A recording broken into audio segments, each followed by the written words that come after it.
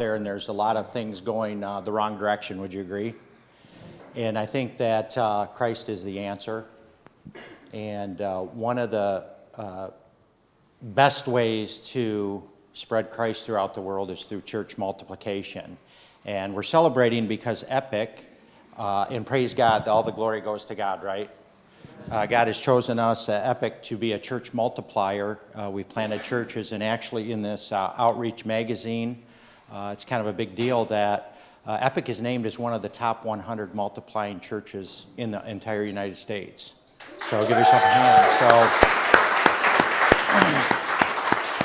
So we just thought it'd be a good idea to celebrate, and that accomplishment is just kind of a step along the way and something to re-energize us and help us keep focused on building the kingdom, and just to be able to thank God that He chose us, that He's using us, and that we have the opportunity to be part of His kingdom growth, and that if we can just stay focused on Him and focused on what He wants us to do, anything is impossible. So I'm pretty excited about it.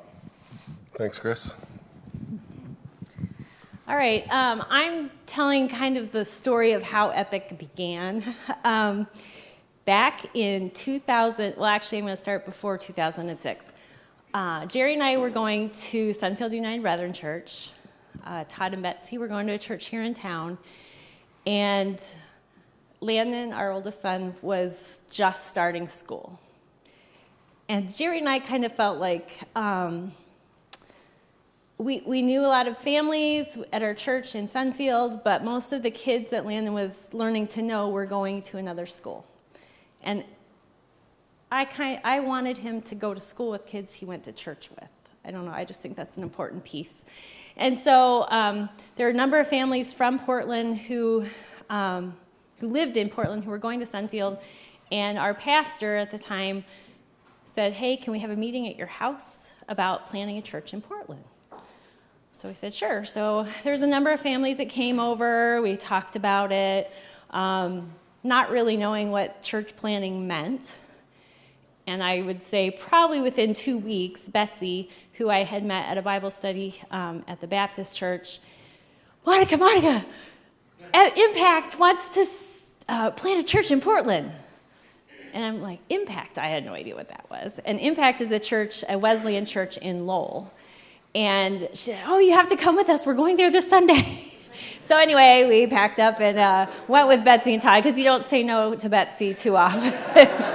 And so we got kind of introduced to the Impact crew, and they had a heart for Portland too. They were well ahead of us in any church planning kind of organization. They had somebody identified, Ed and Emily Love. Were going to be coming to Portland as church planters. So we talked with our pastor, and so we kind of just like jumped on board with Impact to kind of combine people, resources to get started here in Portland. There were 12 of us that we met on, hey, Chad, or can you throw that picture up? Thank you. This is our launch team. And we met every Sunday evening starting in January of 2006 at Ed and Emily's house, talking about what this might look like. What would it look like if we planted, or when we planted this church in Portland? We ended up at the American Legion building. For those of you, I don't know, some of you may have been there. We renovated. Kids were in the basement. We had a sanctuary upstairs with the bathrooms like right off the side. And when there's 12 of you running a church, I mean, you did your job every Sunday. You know how we have servants here that, so it was like bare skeleton crew, but it was just such an amazing feeling. I remember, now I'm gonna cry, the first Sunday, actually, it wasn't actually our official launch date, but it was our soft launch. Just kind of like you get the people up front doing the music, the tech people, just to make sure you all know what you're doing. And people came. It was like I was sobbing in the cafe because that was my job. And so Well, both of those. I cry and I make coffee. So, but anyway, to see where we've come, I don't know if you guys realize that 10 years ago last October is when we moved in here. And so that's a really neat, this celebration to be here 10 years later in our not so new building now, but because I thought, oh yeah, that was like in 2013. And then I went back looking through dates and stuff. I was like, oh, 2009. I can never remember when things happened. But we're going to show a video. This is one of the first things that we put together for Epic to kind of introduce us to the community. You may see some familiar faces, you may not, but it's still the heart of Epic. So you can roll it, guys.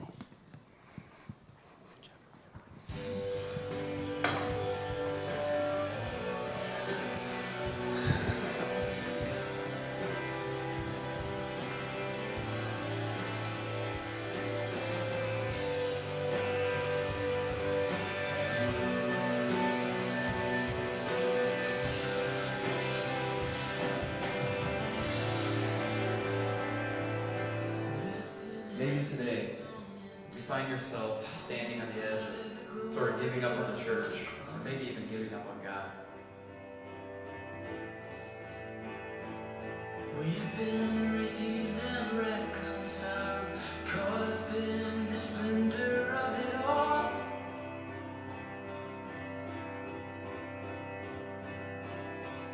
Eternal life you gave, so we will bring a song of praise. How wonderful, how lovely is your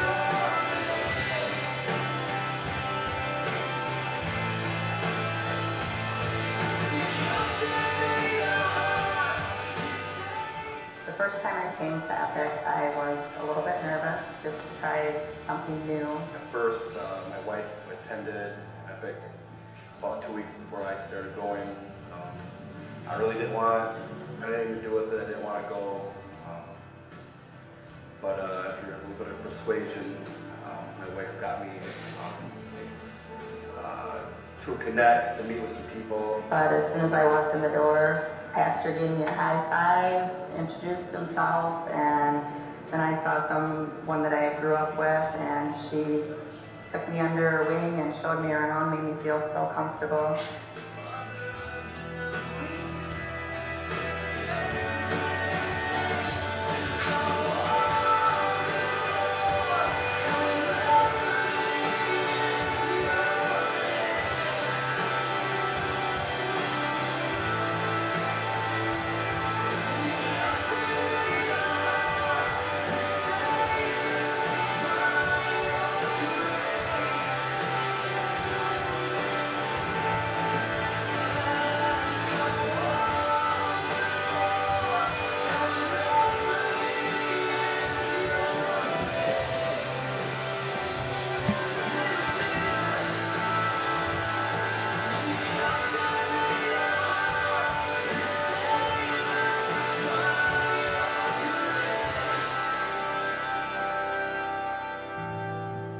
Still trying to figure it out. I'm not quite sure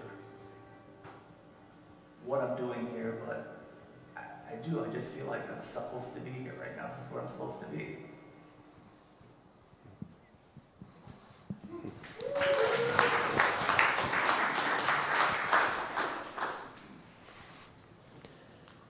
All right, you can tell we've been around for a while now because I could shoot a better video on my iPhone with a much better picture quality than that video. But yeah, that was a while back. But it's important for us to remember and that churches haven't necessarily always existed. This church hasn't always existed, and a lot of us probably don't give maybe a lot of thought as to how that happens. I know we didn't, as Monica said, until we started down this road. Churches need to be planted. That should be kind of obvious, but yet maybe we don't think too much about it. But Epic has always had a heart to be intentional about multiplication. There's some hallmarks up there on the wall, and one of them is meaningful multiplication. And so from the very beginning of our existence, because of how we came into existence, because there were churches that invested in us, that said, hey, we want to plant a church in Portland. We want a fresh expression of Christ in that community. We came into being. And we were born with a DNA to church plant. And I've got, in going back through and kind of preparing for this morning, I pulled out a couple of brochures from like the very beginning about what we were going to be about, what the vision was, what we thought God had laid on our heart. And one of the very first things that that we said is we want to multiply, we want to plant more other churches. And so within the first 3 years, it was a goal that we wanted to plant a church. So, like I say, from the very beginning, it was always about reaching other people for Christ. In one of these brochures, it reminded us that in Acts chapter 1, verse 8, right before Jesus ascended into heaven, he said, I want you to be my witnesses in Jerusalem, Judea, Samaria, and to the ends of the earth. And so at Epic, we took that to mean we're not just to be called to reach our immediate community here, but we need to reach our region. We need to go and think globally because we want to carry God's message of love and hope to others. So it's never been about building the kingdom of Epic here in Portland. Hopefully it's always been about building the kingdom of God, wherever that might be. And so it's not necessarily about a bigger building or how many, just how many numbers we can have in this location. It's always been about reaching out, looking outward, trying to focus on planting. So with that said, that's what we celebrate this morning. When we were less than probably a couple years old, we started concrete discussions about our first church plant. So at a time when probably most new churches are thinking about, hey, how are our finances? Are we able to be self-sufficient? Are we going to be able to pay the pastor this month? Do we have enough people to serve, on Sunday mornings? As Monica said, that's an issue or a thought. At a time when most churches might be thinking about that, Epic was saying, hey, how can we send people out? How can we take people that are attending here and send them somewhere else? And that somewhere else in 2009 was the church plant in St. John's. And Steve and Jessica, and at that time just Autumn, came on board to help with that plant. And we sent people off. In year 3, I think that was. Who does that? Who does that? Epic does that. And not too long after we started meeting, Chris Brace headed up a team of people that each year went down to Panama. And we invested in church planting down there. And we took people and we took resources. We paid for building supplies and literally helped build a church for the Kuna Indians in Panama with, cement blocks and mixing mortar and doing VBS outside and just, amazing life transformation stories that came out of that because, again, we had a heart to go elsewhere, not just to stay in our little bubble here in Portland. So then we hadn't been in this building very long. As Monica said, it was 10 years ago already, but we hadn't been in this building very long. And at one point, our founding pastor, Ed Love, just kind of felt like God was laying it on his heart that, you know what, you need to plant again. And so again, 3 years in or whatever, and having just completed the building, we kind of, oh great, we're in our space now and things are going good.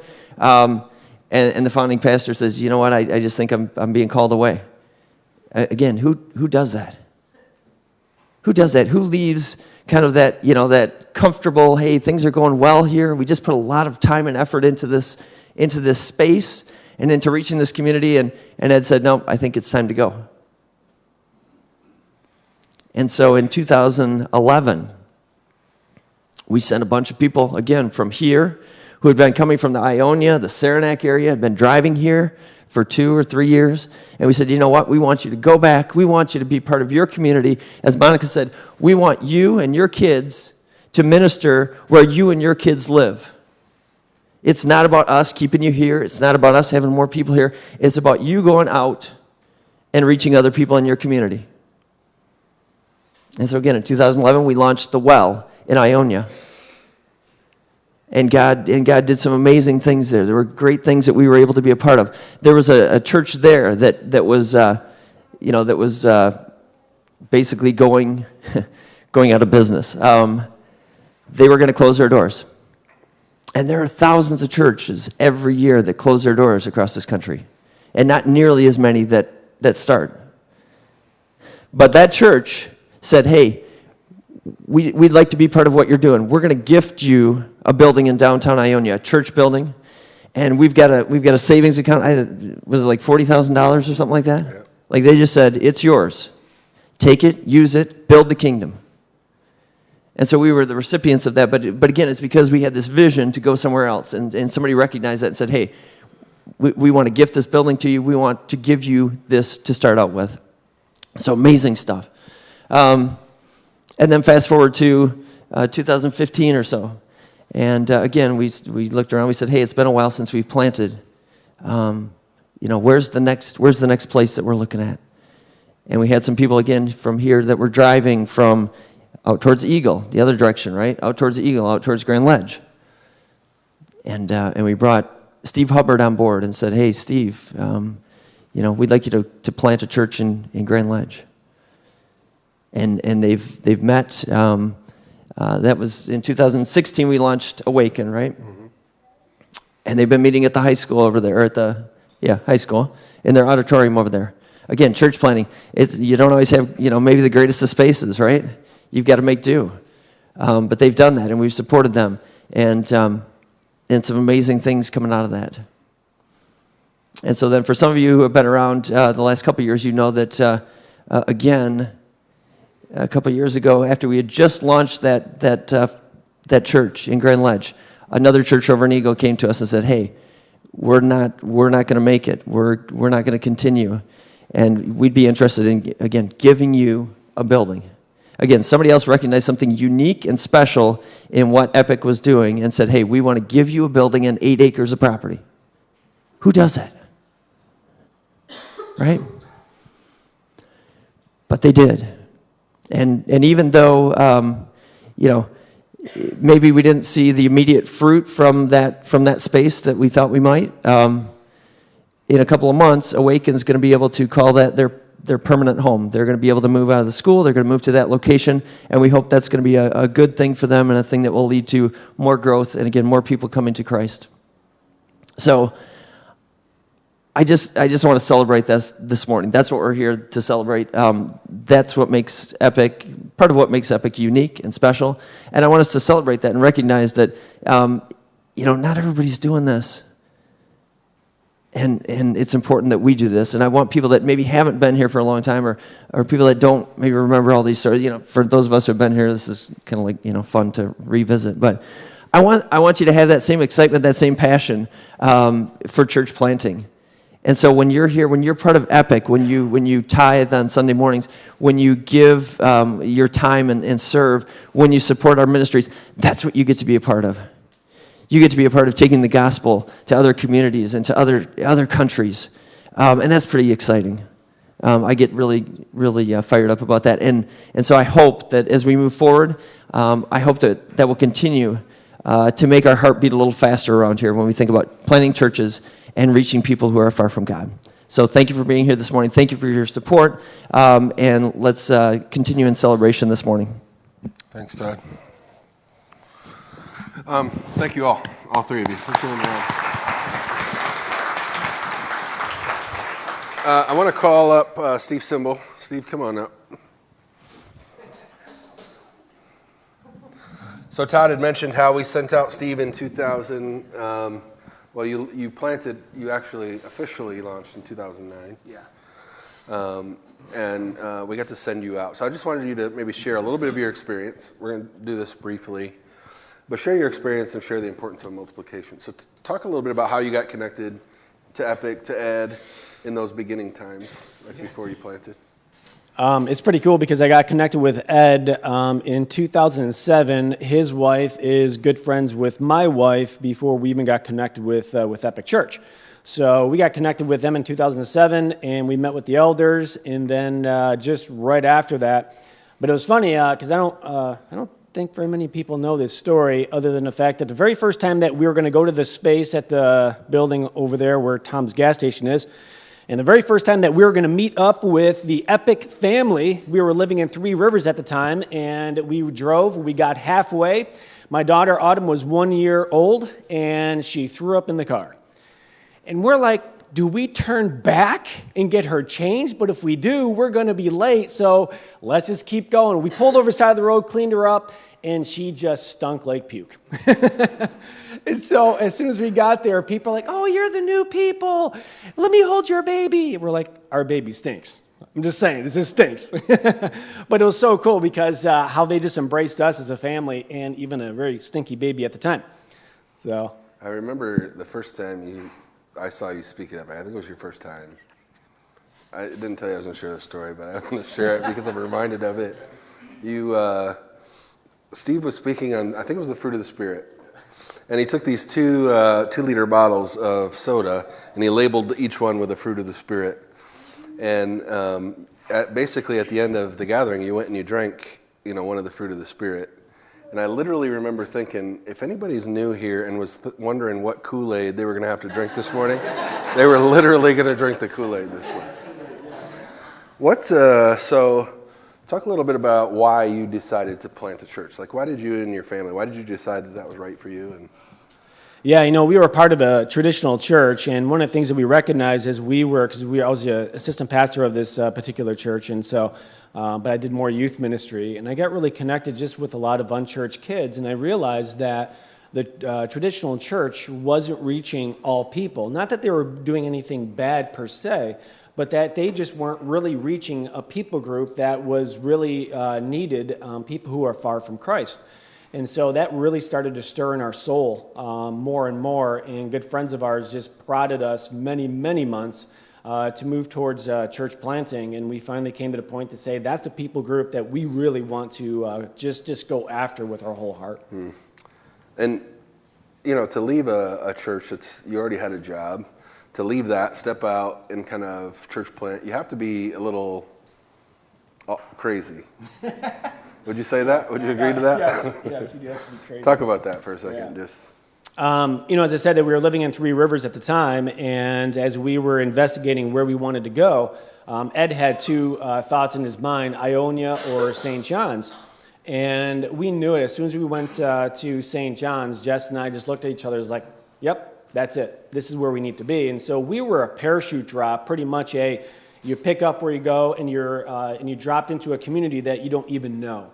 And the saving grace for us is the support and encouragement from Epic Church that they have always been there for us.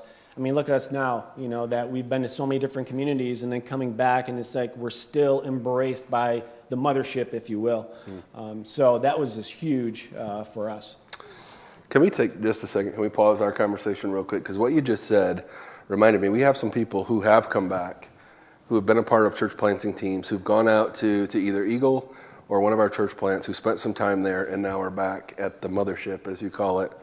I wonder if we can just honor them. Could you stay, if that's you, could you stand up? If you've been on a church planting team?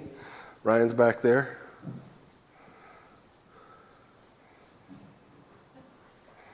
Thank you. John's over here. He's not standing, but he's over here too. Let's just honor them. Thank you.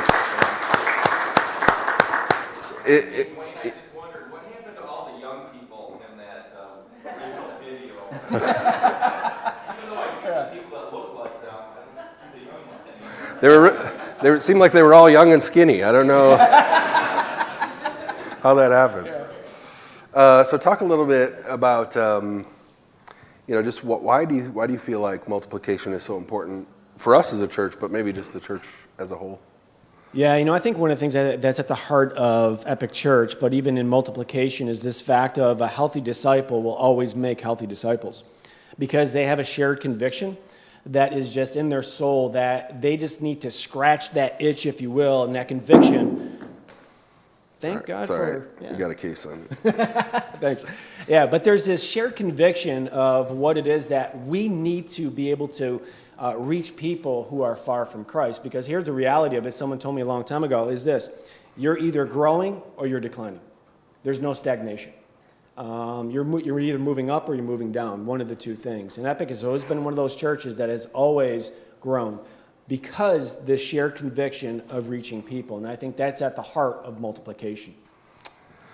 Just share a stat with you, a couple of things that I think I want to share with you about multiplication. First, that multiplication is the best way of reaching lost people, like statistically. There's nothing better. And we want to reach lost people who are far from Christ. That is our mission. We will do whatever it takes to do that. Right now, this is the best way. So that's why we give ourselves to multiplication.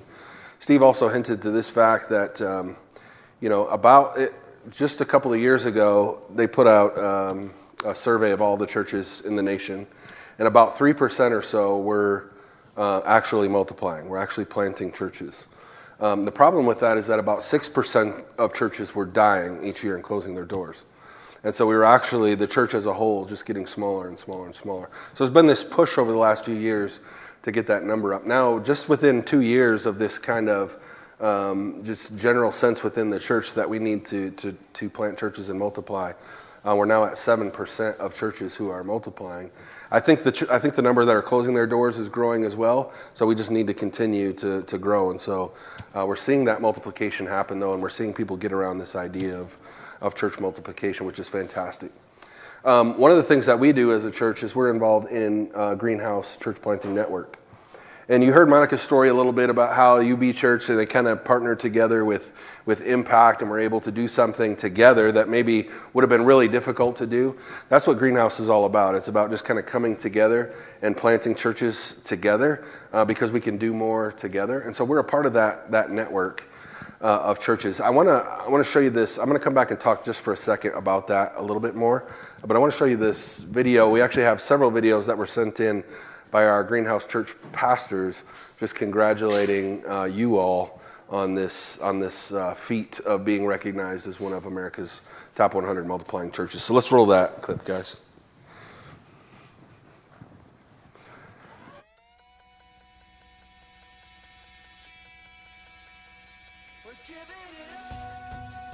Hey everybody, Ed Love here, just giving you a shout out. I heard today is just a great day of celebration around Epic, and I couldn't be more excited about what you're celebrating. The fact that Epic is being recognized as a multiplying, reproducing church, I mean, that is just so cool. In fact, when we first began Epic, we began with this vision of being a church planting church, a reproducing church, and we saw ourselves raising people up and sending them out into other kingdom initiatives all over the place. And it's just so neat for me to watch Epic actually flesh that vision out through the years. I'm standing in the middle of my orchard right now at my house, and it just reminds me that Epic really is an orchard church. And we began small. I mean, we were just, one little apple out there, but inside that apple, there was the potential for an orchard. And it's happened, and I just want to applaud you, Epic, and I love you, and just keep going, leading strong, and keep reproducing.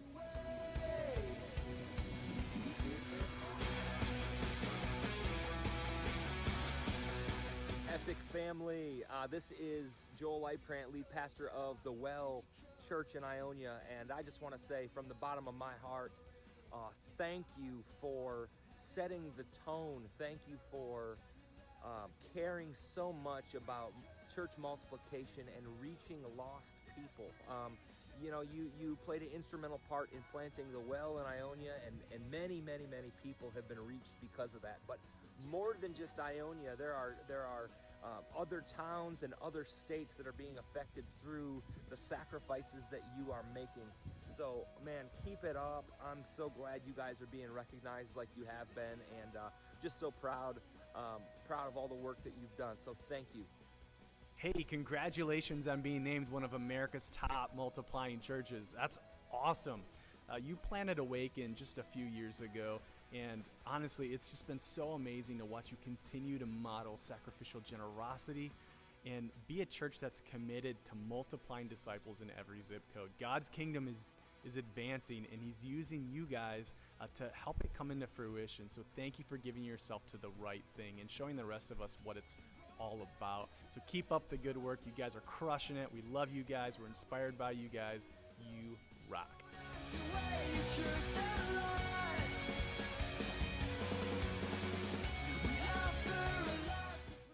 Hey, Epic, how you doing? Hey, Randy and Katie from Thrive Church. Eaton Rapids in Charlotte. So proud of you guys. Heard the awesome things going on. Have loved just walking this walk with you.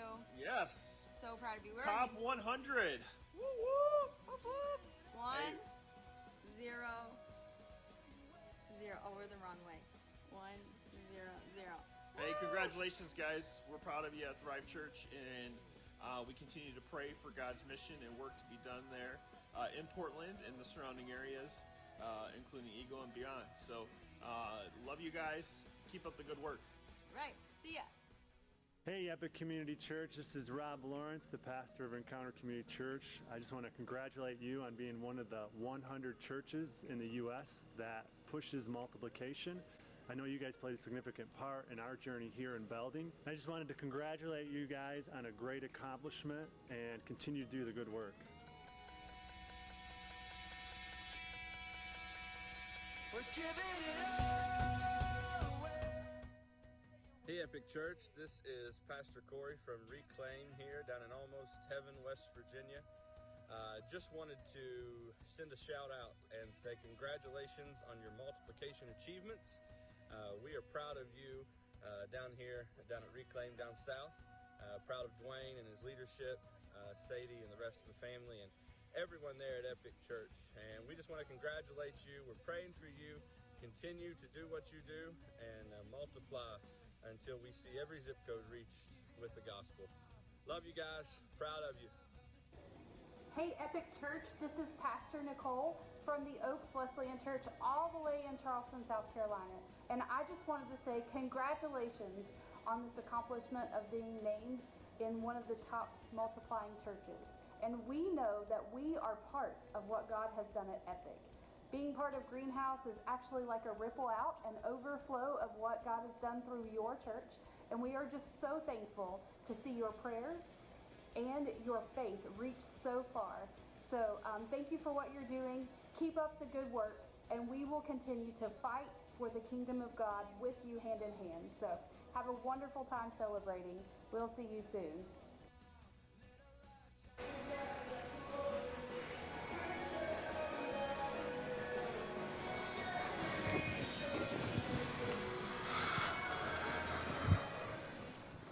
So anytime that you give into our mission, anytime that you serve, 10% of everything that we bring in tithes and offerings is given into church planting. Last year we gave almost $30,000 into church planting. So I just wanted you to know that that's because of you. It's because of your sacrifice, because of your giving. Anytime that you serve with us, you serve the church as a whole to see kingdoms expanded. And it's just amazing to think that a small church in the middle of a small town like this can be recognized in such a big way. That is how rare I think what we are seeing happens. It's just a rare thing. And so we give God the glory for how he has used us these last 12 years. It's an amazing thing. We thank him for using unlikely heroes like us to advance his kingdom. And I think what we're going to do is we're going to worship with one more song. Before we do that, we're going to take up the joy offering. And again, I just want to thank you in advance that everything that you give, 10% of that is going to go to multiply more churches. That's why we are the church that we are, because you give sacrificially, and we give sacrificially to other churches and other communities. So thank you in advance for your giving.